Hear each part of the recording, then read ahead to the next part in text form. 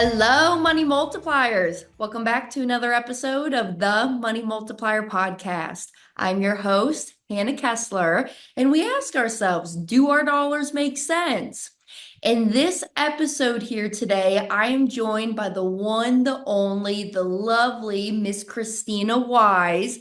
And the reason I wanted to bring Krisstina on is because I really resonated with her story of how she really came up from, I like to call it the rags to riches. Actually, her story is more in line with my father, and we'll get into that here today.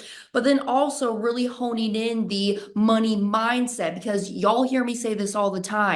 This concept, the infinite banking concept, it's not hard to understand. What's really hard is just that paradigm shift when it comes to how we handle the money, where we store the money. And that's really why I wanted to bring Krisstina on and talk about the different mindsets when it comes to you handling your wealth. So, Miss Krisstina, what's going on today? How are you doing? Much just living the life here in Park City, Utah, and happy to be here. I love talking about money and money mindset specifically. So let's see what we can dig into. Yes. And Krisstina is the host of her own podcast channel, Wealthy Wealthy. So I'll put that down in the show notes down below so you can go and check out her material, what she's posting out there.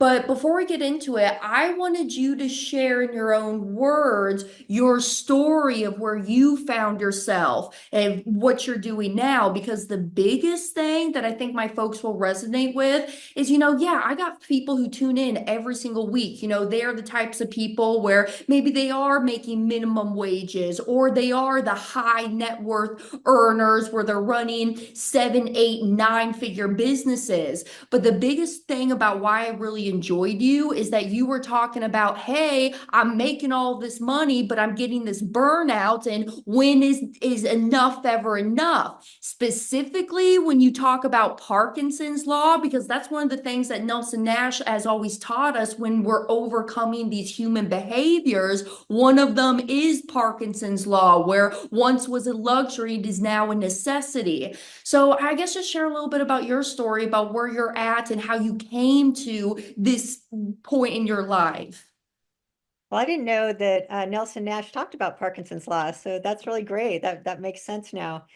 My story is it's just a story of learning, overcoming, maybe some triumph, but I started in a lot of poverty in a trailer home. I like to say it wasn't even a double wide, it was like a travel size trailer home.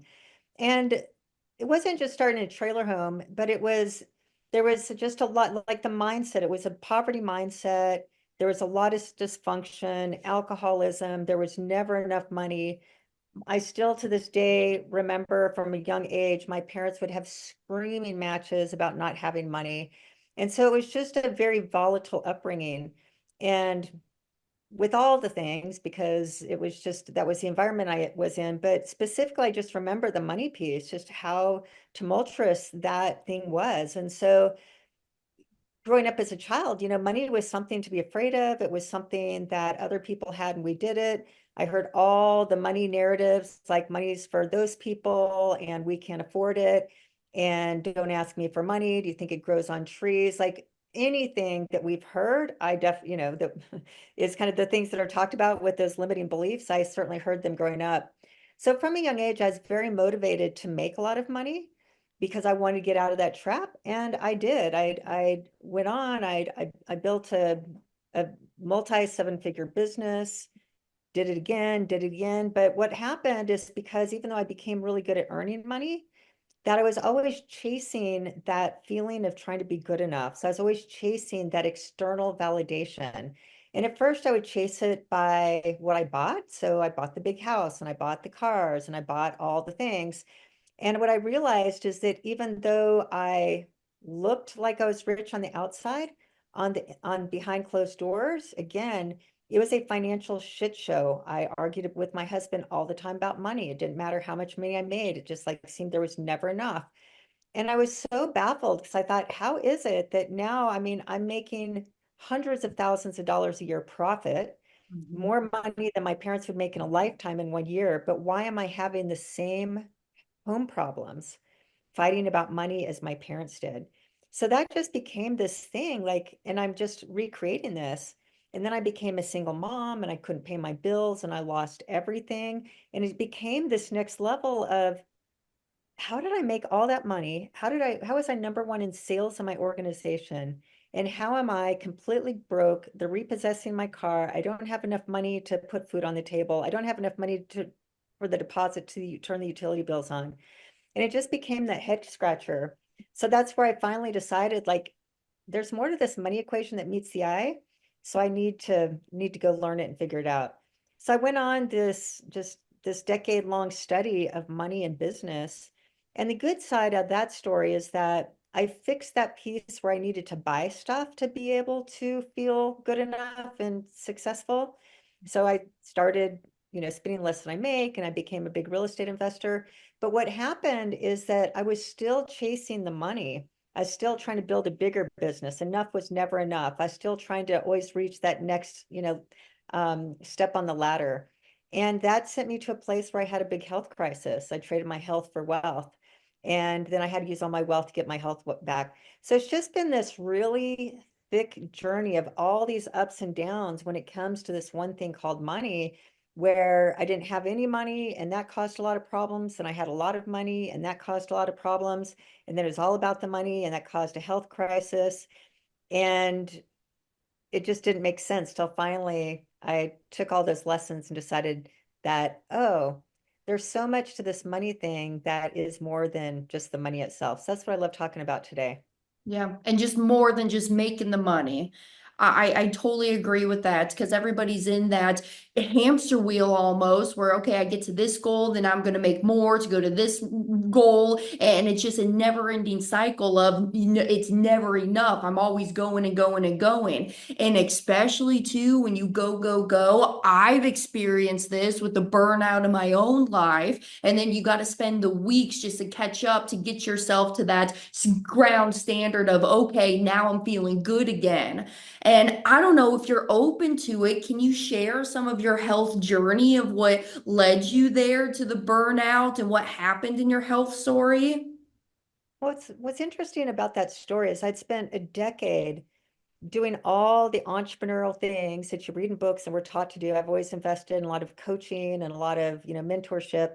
And I did all the things and I built a really successful business as far as a profitable business. But what they didn't tell me in the fine print is that you can build this, multi seven-figure business that you hate. And I thought that I was building a business to be leveraged and to have time, but my business owned me, like, make no mistake. Like, it was 24/7. I couldn't go on vacation without taking phone calls. I was traveling across the country a lot just for different meetings and to speak on different stages. Yeah. And I just was always chasing my tail. The metaphor is like, I don't know if you've ever maybe been to a dog race, but there's the rabbit and the dogs are always chasing the rabbits. And they're always chasing it, and there's that excitement of the chase. But if there was never a finish line, the dogs would pass out, like they would burn out and probably die because the game is rigged that you never catch the rabbit. And I Mhm. finally realized, like, I'm just in this going around in circles trying to chase this rabbit without any end in sight. And it just took me to my knees. And what happened that was the first domino of me just completely crumbling and nearly losing my life. But it started with a stress stroke. Yeah. Wow. And I had this stress stroke, and I had a stress stroke on stage when I was talking to an audience of about 750 people. Wow. And that was just that first domino. And from there, my body just basically gave me the finger. But what's so interesting about that story is that I spent 10 years growing that business and doing all the thing. I mean, blood, sweat, and tears, everything it takes to be a successful entrepreneur. And within a year, the thing was falling apart. When I was falling apart, my business was falling apart. Even though I had 50 employees, and even though I thought I had it all built and taken care of, I didn't. It was just really dependent on me. And so when I went down, the business went down. And that was just this other wake-up call of like, oh my God, we give so much towards earning and sacrifice so much. And we don't, like, I didn't take care of myself in the process. I sacrificed myself, I sacrificed my family, always thinking that when I have enough or make enough, then I'll worry about all those things. but I didn't have any clarity of how much was enough and when would that day be. And it's always just kind of pushing that that horizon or that finish line further and further. Yeah, and then you just realize you're in the rat race and it's like there's no escape. So I Yeah. just had a health crisis. It forced me out of that game where I had to reinvent and figure out like, okay, like what is the game I want to play? And how does that fit to, with my overall values, and how does my financial strategy fit my lifestyle desires and my values as opposed to the other way around? Yeah, yeah. Now, and then having this realization and this detrimental like life and health crisis, I mean, how does it impact you now having that? Because a lot of people don't start make the changes until they're hitting that rock bottom. I mean, what are you doing now to approach life in your business now? What are those changes that you're making?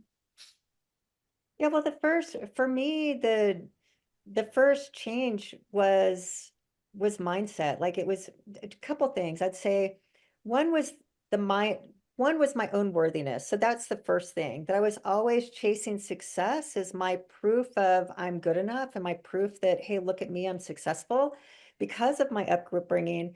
And so I had to clean that up first and realize like, oh, my success has nothing to do with my worth as far as being a human being, and separating the two. And that was a hard work, is a lot of work, because when I was actually sick and going through this very dark and scary period, I just remember day after day, like just suffering and just so much like regret and remorse and fear, because I thought that, oh my God, what if I'm never on a stage again? And what if I'm never in the public again? And it looked like I wasn't going to be because I was so sick. I mean, I remember finally have to come to terms with, Krisstina, you'll never be on a stage again, very likely. Your brain isn't working like this. If this is as good as it gets, you're going to have to really learn to be happy this way.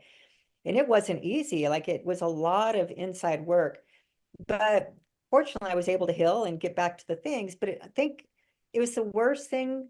I wouldn't wish what I went through on anybody ever, even like my worst enemy type of thing. But it allowed me to reinvent myself, where I realized like, oh no, I am worthy. I am good. I am all these things separate from my success, separate from my work, separate from my money. And once I did that, then that became this new journey of like, oh yeah, they're separate.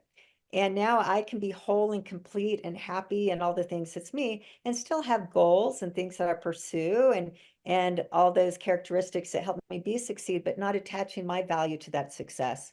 So I'd Yeah. say that was number one. And that I just say that's like the real ingredient to fulfillment. If we're always chasing success, trying to get some feedback about our own, worthiness or good enoughness, by that, that means we'll always be in that hamster wheel, no matter how much money we make. So that was one. That was like more on the personal side.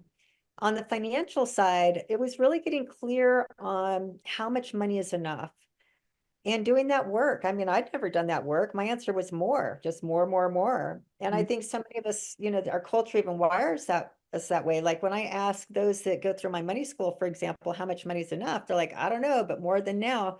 So we don't do the work to really understand like how much is enough, because getting clarity on that, one, makes money easier just in general, because when we know a number, we can reverse engineer and get on the path or trajectory toward creating that desired future that we want, versus when we don't have clarity and it's day to day and we hope and pray that we're going to hit these numbers. That's very stressful.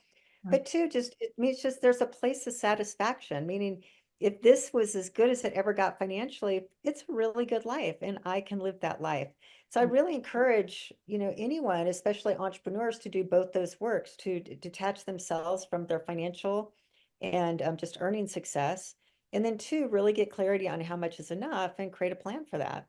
And Good. then I think the third thing would be just cleaning up a lot of money trauma. Like money trauma, when we have trauma, meaning, money was more of a traumatic experience in our childhood and in our household, it creates a lot of, one, limiting beliefs. It can be either limiting beliefs where we don't make enough, or two, just beliefs not good enough, like my story.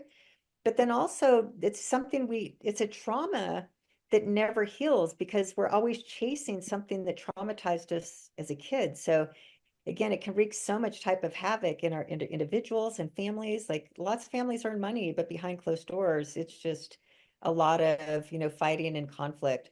So cleaning up that money trauma, because we make decisions based on our traumatic experiences if they aren't cleaned up. So that type of work now, just I get to live happy, separate from my money, but money's a big focus of life in general. So getting clarity on that and having a plan and knowing how much is enough, you blend those together, and money is just an easy topic to talk about. It doesn't control your life. It brings a lot of satisfaction and fulfillment. You know how much money is enough and can live in that.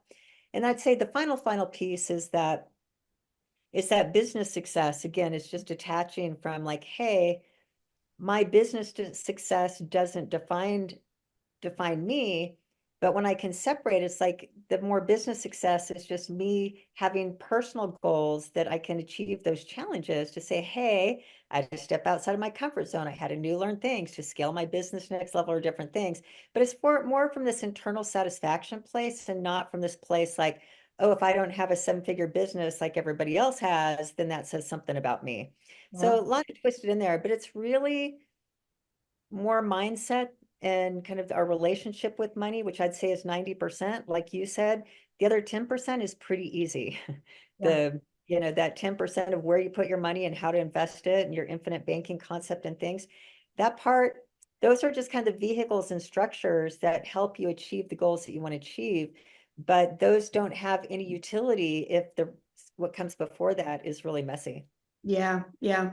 And especially too, because a lot of people are in that comparison. One thing that's very hard to get out of is comparing yourself to others in your field or your mentors that you look up to. And you're like, oh my gosh, well, why am I not doing as good as this person, so and so? And why are my numbers not performing as well as this person? And it's just because, well, they're different. They're a different person than you. They may have different goals and their means may be different, or their wants and desires in life could be different than what you're looking. I got folks just even in my family. I got my uncle who is so happy just living on his sailboat, being a botanist, doing what he wants to do. Where I got other folks in my family where they want airplanes and multiple houses, and it's okay to be different.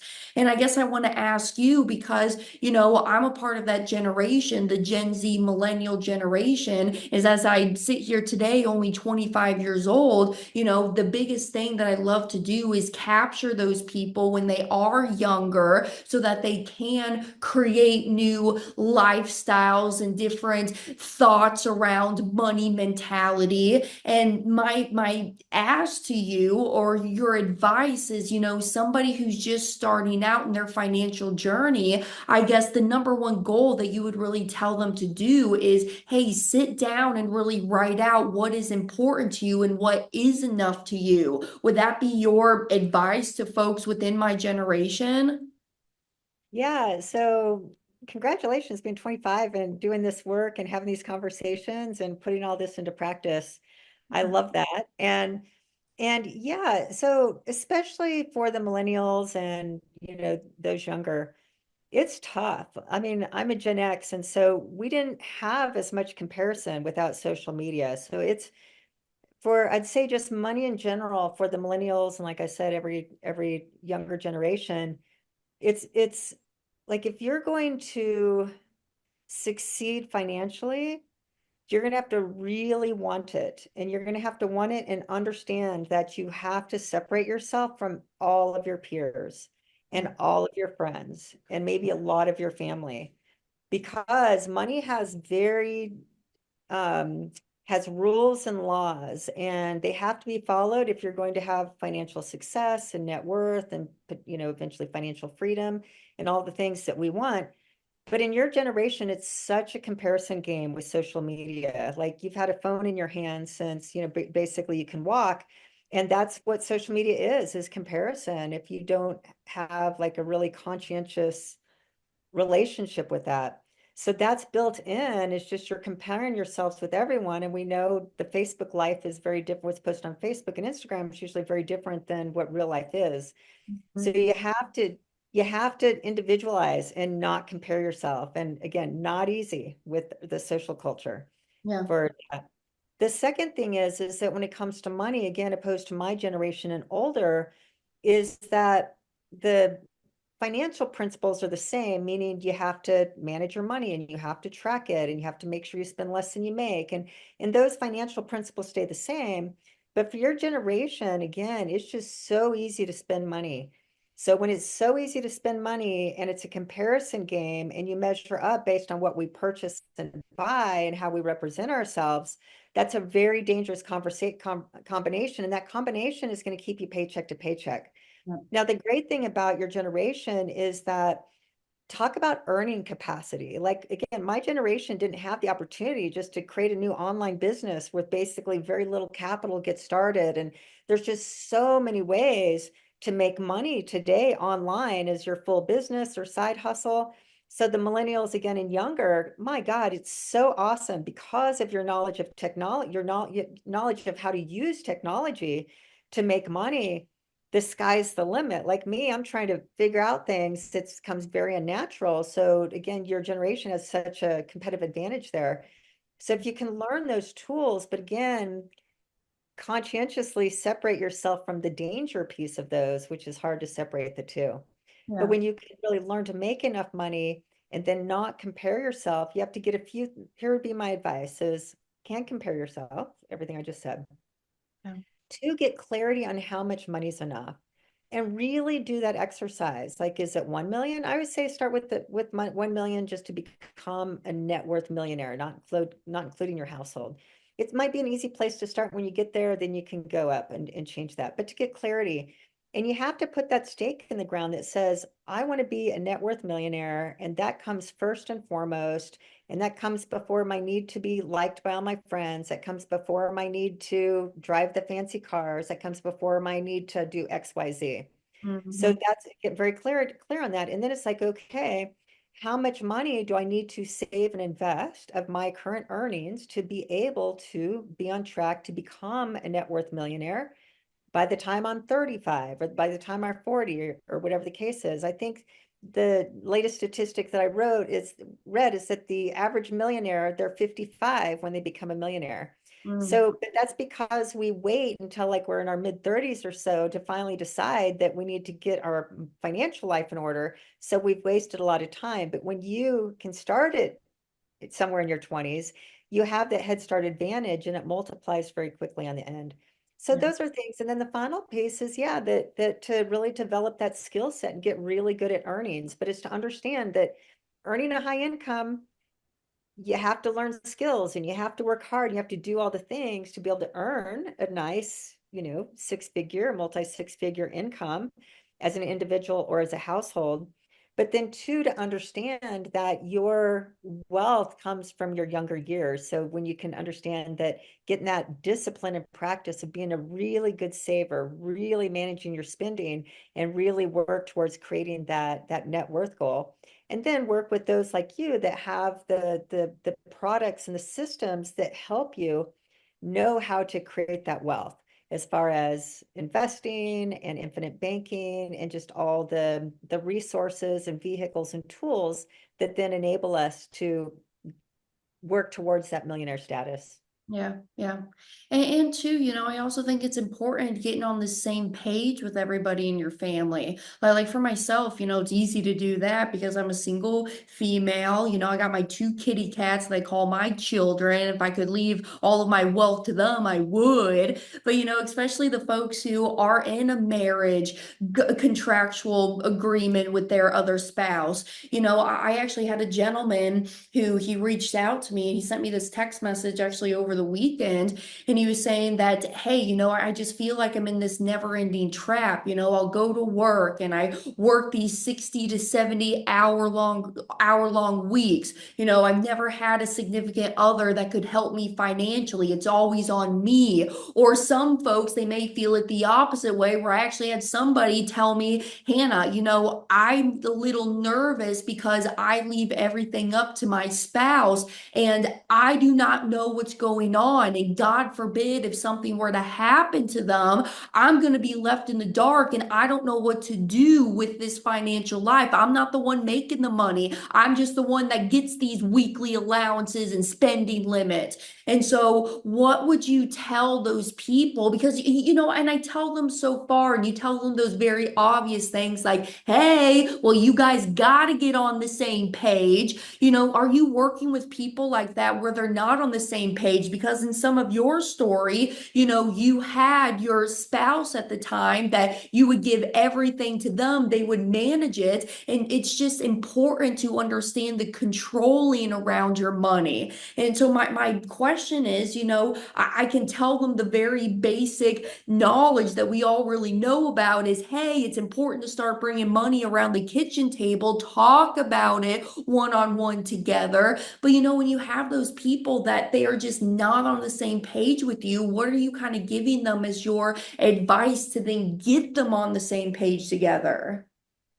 Yeah, well, the top three reasons for divorce with our 55% plus divorce rate, Yeah. higher for marriages, is inability to communicate, just bad communication. Two is money, and three is infidelity. So, in no specific order, one of the three. And you think that money, then, if you can't communicate already, and then you disagree on money and you can't communicate about money, it's just going to make marriage really difficult. And so if you want to have a successful marriage, then probably don't cheat. But then outside of that, we have to learn how to communicate. And sometimes maybe that's therapy or reading books or whatever the case is. But first everything comes first with a desire. Like what do we value in our life and what do we want? And if you value, like if it goes in first, like I want a really healthy marriage Mhm. and I want my marriage to be a big part of my overall happiness and fulfillment, then that needs to be the commitment. That's the promise. That's the goal. And then if you can't talk about money, if you're on the different page with money, it's going to contribute to a difficulty in the marriage. So Yeah. when we back up that says, I want to have a great marriage, that means might need to do our own work and clean up our own baggage and do the different things, including money baggage. But there's no option. Like if you want to have a great marriage, money is a part of life. And so you better get on the same page. Otherwise, it's going to pull you apart. The second piece is that for those that are married or with a significant other, when you are on the same page with money and you both have your roles and you do both talk about it at the dinner table and you're aligned, how fast you can grow your wealth is exponential compared to an individual alone or a couple that don't talk about it. Yeah. Because it's your two synergies that are working together and being on that same page. It's just amazing the money momentum that can be created between couples that really get on the same page. And so those are two reasons to do it. Now, like you said, and that takes out a little bit because when you're on the same page, like I work with those that maybe it's a more traditional where the man is working and the woman is staying at home. But I work with a lot of power women, and so they maybe had a big corporate job and then they left the corporate to raise children, and now they're having a big identity crisis because they're like, hey, he's making the money and I feel like I'm not an equal because of this money thing, because money makes people feel this way. Yeah. But part of the coaching there is I'll work with the couple. I'll be like, you both have different roles if this more traditional sense, and he's the top income earner and he's staying in the workplace. His job, go make a lot of money, but make it to where, hopefully you're not away from the family all the time, but within the arrangement of the marriage, make a lot of money. And that's your job. Your job is to be the income earner. Now, her job, I teach her how to get confident with money and how to think money. Your job is the wealth creator of the family. His job is the money maker of the family. Your job is the wealth creator of the family.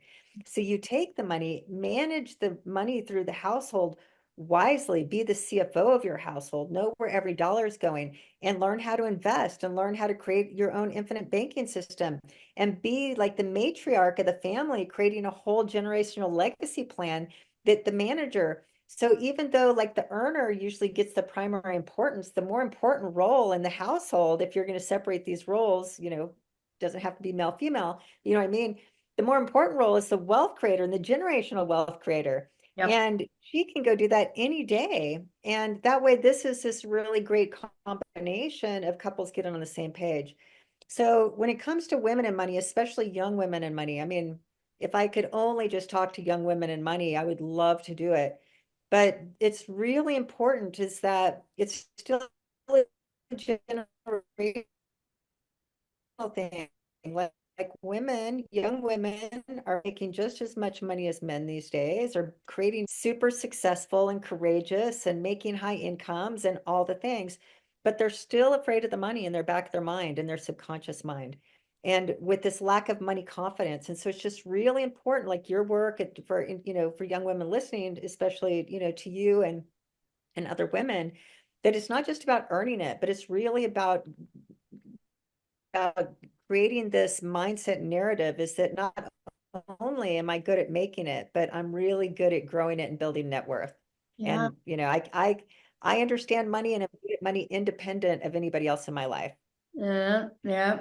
And I think a lot of people can run with that. And here's my biggest thing, okay? Because yeah, my first step is that I always got to get my mindset corrected first. And I got to have that good, relationship when my thoughts are telling me around my money, where I want to see myself going and really write it down because it's not, I know you use the word earn and spend. I use the term spend and save when it comes to the infinite banking concept. And so I'm always thinking that first, okay, once I bring in these dollars, I always think about Hannah, it doesn't matter how much you make, it only matters how much you keep. And then with those keeping monies, that's what I'm filtering through my whole life policies. And then through my policies is how I'm buying my expenses, paying my taxes, giving to charity, buying my investments.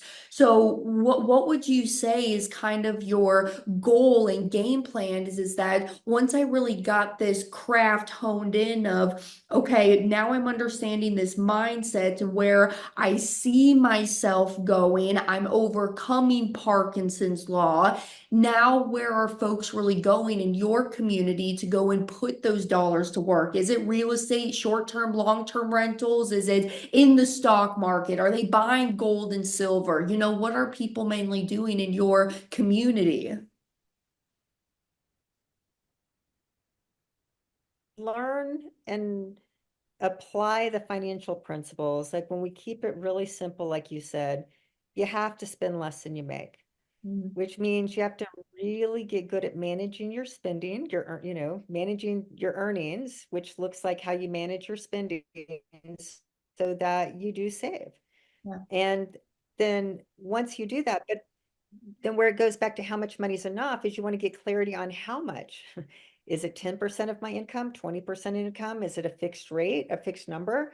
But that all comes from doing this work of how much is enough and reverse engineering. So again, it's just very important to get clarity on how much so that you know if you're on track or off track. And when you know you're on track to hitting some financial future that you want, and you have enough money to live the lifestyle that you want to afford today as well, it just takes 90% of the financial pressure off. It's just like, hey, we're on track. Yeah, we can just go earn and spend our money the way we want to spend it when we know that the investment portion is working.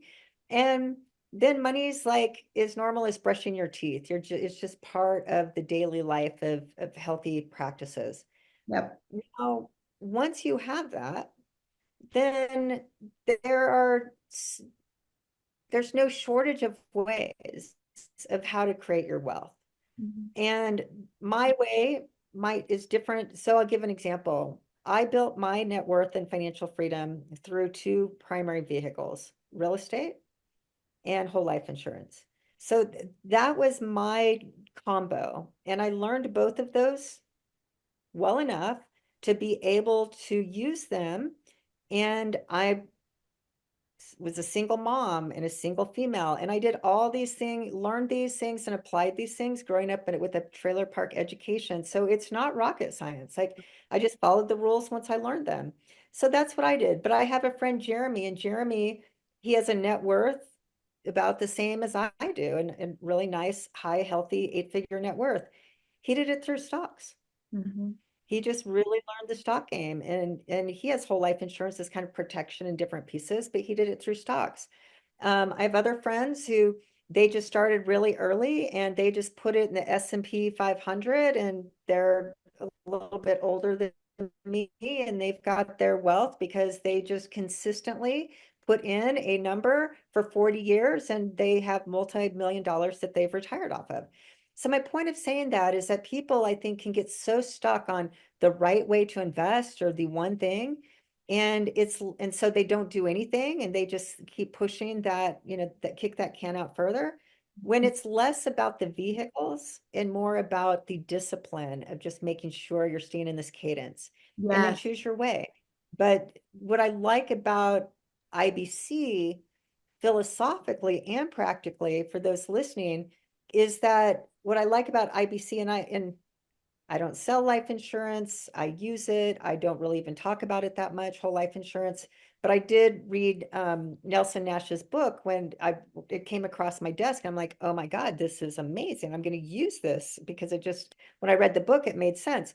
Yet I never talk about it. It's just something that made sense for me. So I applied that, especially combined with real estate. But what I like about it is that it's not just about the net worth, it's not just about the money, it's about a philosophy.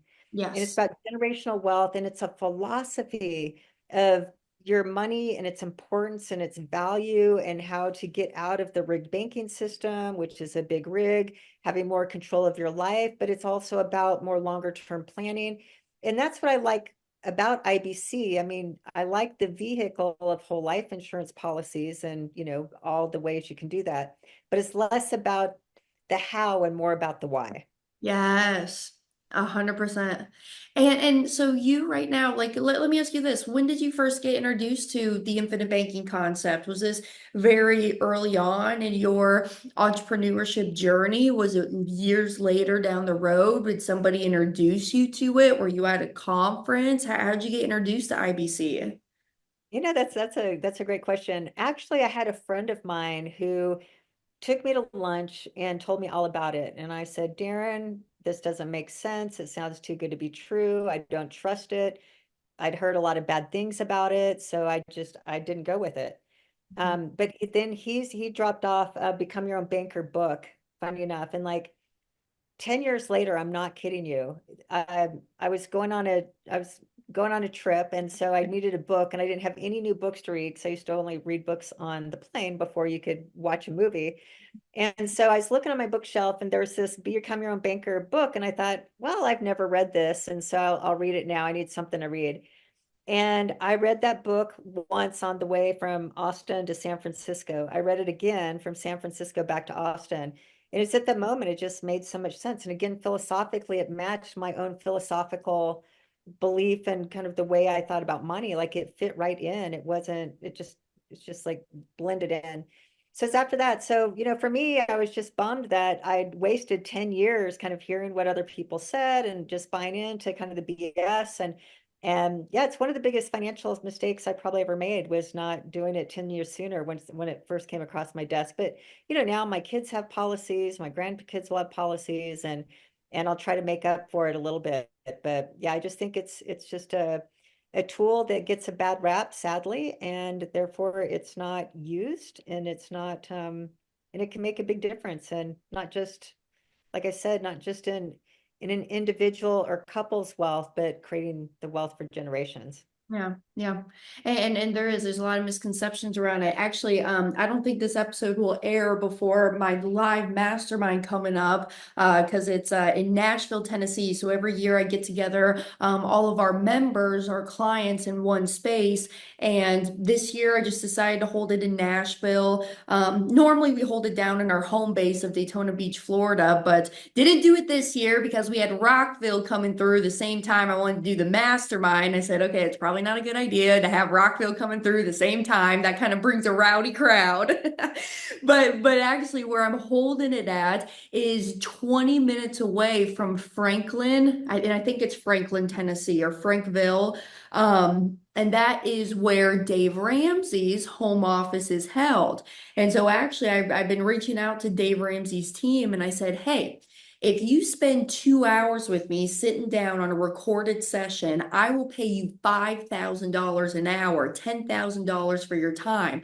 I cannot get a phone call and email back from these people. And I just want to have an honest conversation because I don't think, and I think you can really agree with me when I say this, that there's no one right way to build wealth. There's a whole bunch of different ways. It also goes back to like almost like marketing. And I remember one of my mentors saying this, Hannah, there's not a one way to get 100 clients. There's 100 ways to get one qualified client. And it's almost the same thing when it comes to our money and our financial life. And I think it's just good to have those honest conversations because there's no one silver bullet that's out there that's great for everybody because everybody's different. Everybody's got different goals that they're wanting to do. Just like as I mentioned, my uncle who's okay to live on a sailboat, where I got other family members where they want to have all the houses, cars, airplanes, and blah, blah, blah in their lifetime. And so I think it's just important to have those honest conversations with people that, you don't have to take everything that they say and start implementing it in your life, but it's important to hear all of the different aspects and avenues when it comes to our money so that you can make very informed decisions. I always say, you should really think for yourself and question, and then from there, build around your strategies of what is correct for you and your goals of where you're trying to get. And so I guess I want to ask you, especially because right now, at the time of this recording, we got the election coming up. I feel like we've been in a recession, but then, everybody's out there saying, hey, a recession's coming. But, so what are you doing right now to be proactive, especially, talking to people in my generation where we've never lived through these times? I mean, crap, the 2008 time, I was 9 years old. I was still going to school and I wasn't in the money world whatsoever. And so, what would you tell those people who are in my age demographic of what they should be doing to prep for these upcoming times of uncertainty? And hey, instead of being there to hoard, hoard, hoard, I always talk about that money is nothing more than a means of exchange. We do things with money all day long that we would never do with things that money buys. So, especially in this preparation of some wonky times that we're going to see in our economy, and we kind of are seeing, what is that advice that you're giving to your students of what they can do to prepare a financially secure future and protect what they already have? Yeah, that's a really great question. So, one for the younger generation, a piece of advice is find your mentors that have gray hair, that have been through a recession or two, and that are still here and still are, you know, those that are like me, still around, have a decent net worth, teaching what they do, still in the game, not sitting, in a hammock just waiting for the sunrise and the sundown. So choose mentors because it's there's always the shiny penny. Remember when crypto was really big, and when my mechanic started getting into crypto, I realized like, hey, I think crypto is probably going to reach the ceiling, and then Airbnb, and then so there's always the shiny penny with everybody's like the silver bullet shiny penny that people are chasing. But what you learn over time is that life is like this. Yes. It's just it's ups and downs and ups and downs. And you want to take advantage of the ups and you want to be prepared as best as you can for the downs, but just expecting that it's going to be a straight line up and these shiny penny magic bullets are going to be the, path to the ultimate whatever it is you want. And when you just apply the principles and anticipate, I've had years where I've made several $1 million a year. Mm. And I've had years where I made $100,000 a year. Yeah. It changed, like, but because one year maybe I had a big real estate sale or something where my business, let's say, was making me So probably for me, like what's been pretty consistent over a period of time is a few $100,000 of income, household income that I've been able to generate as profit from my business pretty consistently. You just say, now I've had some big years where I've had these big every few years because I sell out of an asset or a syndication closes or something happens. So then all of a sudden I have these big earning years. But the point is that there's bigger years and normal years and bigger years and less than normal years. And when you can just prepare yourselves without thinking it's a linear line straight up, it just makes it easier. Then the principles are you spend less than you make. Yep. So, but as long as there's that differential between what you make and what you spend, and that's the rule that no matter what the earnings is that particular month or year, let's do it annual, that there's always that margin between the two. And let's just say it's 20%. So what that means when I start making money, I can spend more money on my lifestyle, but I can't spend it all. I have to be able to keep that 20% margin to be able to save that 20%. But then what happens is the economy shifts and maybe there's inflation and things. So our earning power goes down. So what that means is we have to reduce expenses to match to keep that margin. But that doesn't last forever and then it goes up again. So when you can get used to rolling your expenses relative to your income based on any economy or what the situation is, and just knowing that, yeah, there's different economies, and to make sure that you have money and your whole life insurance that you can use, have access to, or you have your rainy day fund that's, 3 to 6 months, and then, you have your everything protected. You just do that and you're in the game again, you just don't have to worry about it too much. Like you're less concerned about the elections, you're less concerned about the next economy. It's just like, hey, I'm prepared. If my income goes down because something happens, I'm okay. I can manage my expenses down, and I'm going to humble myself for a while and get used to it, not let those, luxuries become necessities. And when income goes back up again, I can do my lifestyle. And when you do that again, it's less entitlement too. It's just like, hey, I'm just rolling with it, and every day's a good day when you're not, to circle back to where we started, when you're not in the comparison game and when you're not keeping up with the Joneses and when you don't give a damn what everybody else thinks and when you're not trying to, spend your money for all the emblems to show that you're all these things. When you care less about that, it's not a big deal to give something up temporarily. Yeah. And that's the difference. Yeah. Yeah.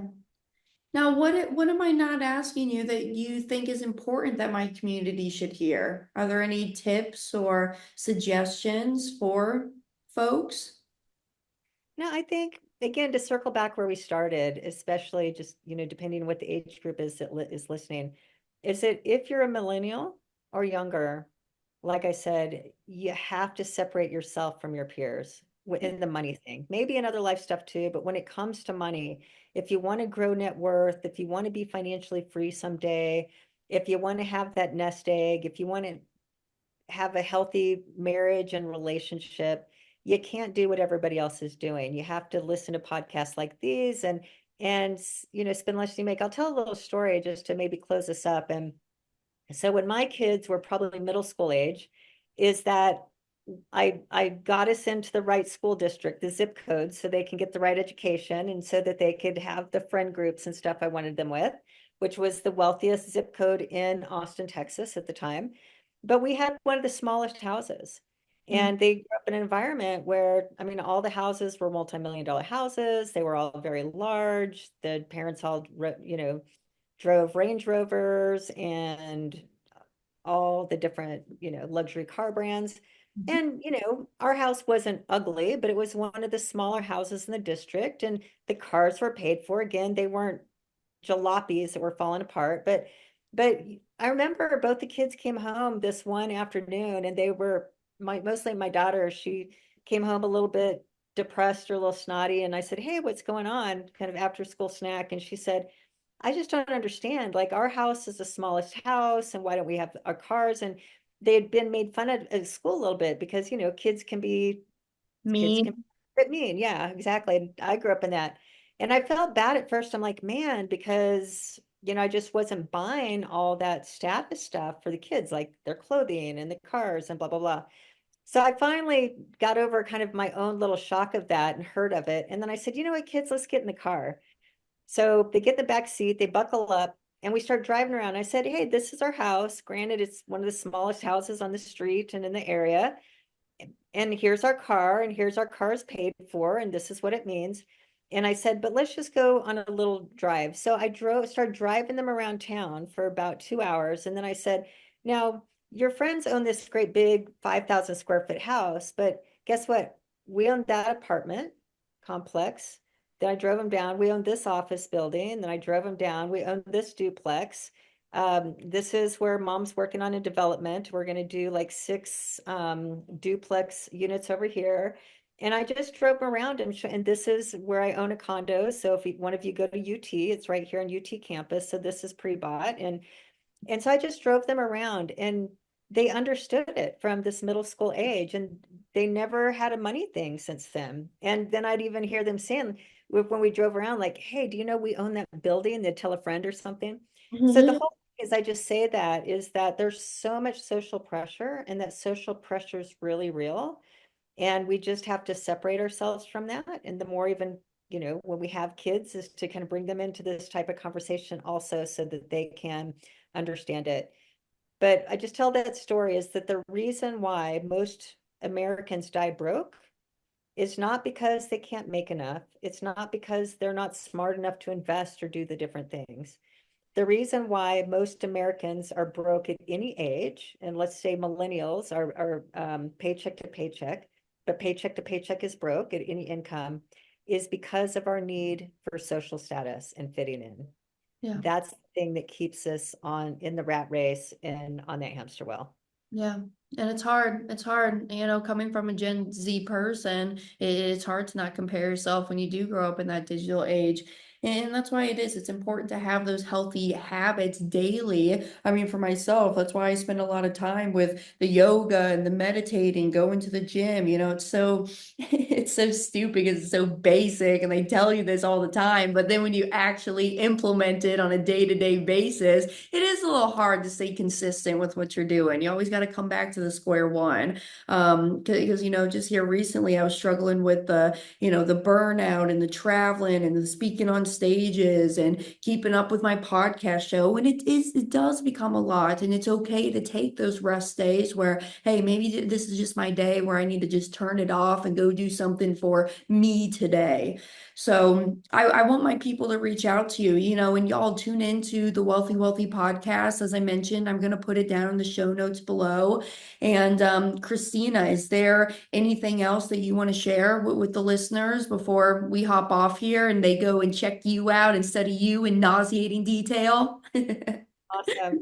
Well, like I said, I can be the mom or, let's not age me too much to say grandma figure, but just I've been through 2 recessions. I've been through all the hardships. I've nearly lost my life.